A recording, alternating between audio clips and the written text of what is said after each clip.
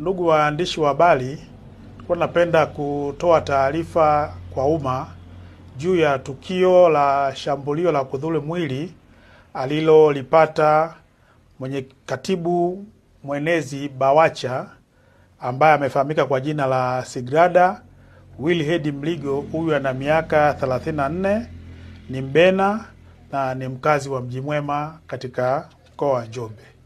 Ikumbuke kwamba siku ya tarehe 25 mwezi wa 3 2025, Chama cha Demokrasia na Maendeleo kilikuwa na kikao cha ndani pamoja na viongozi wa taifa ambao waliongozwa na John Heche, kaimu mwenyekiti.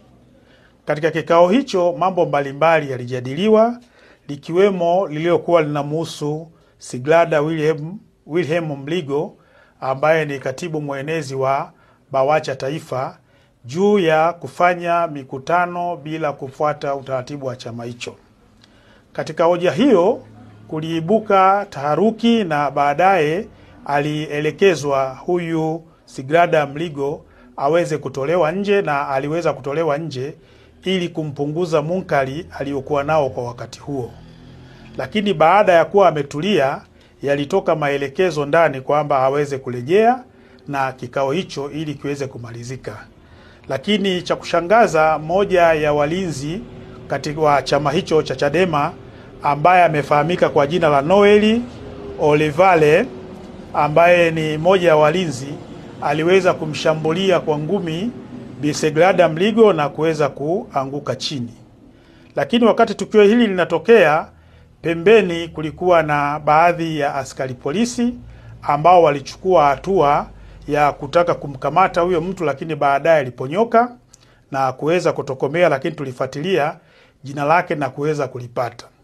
Kwa jitihada za kuweza kumpatia huduma ya kwanza kwa maana ya PF3 ikiwa pamoja na kufungua kesi zimefanyika na alienda kupatiwa matibabu. Na kwa sasa Bi Sigrada Wilherd Mligo amelazwa katika hospitali ya Kibena akiwa anaendelea kupatiwa matibabu, na jeshi la polisi tunaendelea kumtafuta ndugu Noel Olivale ili aweze kujibu tuhuma alizonazo za kumshambulia. Lakini hali ya kiusalama na katika mkoa wa Njombe ni shwari, na mikutano hii ya Chadema inaendelea kufanyika na hakuna uvunjifu mwingine wa amani katika maeneo ya wazi, mbali na zile hoja ambazo zilizotokea katika ukumbi wa ndani wakati wa kikao chao cha ndani ambacho kilifanyika siku ya jana.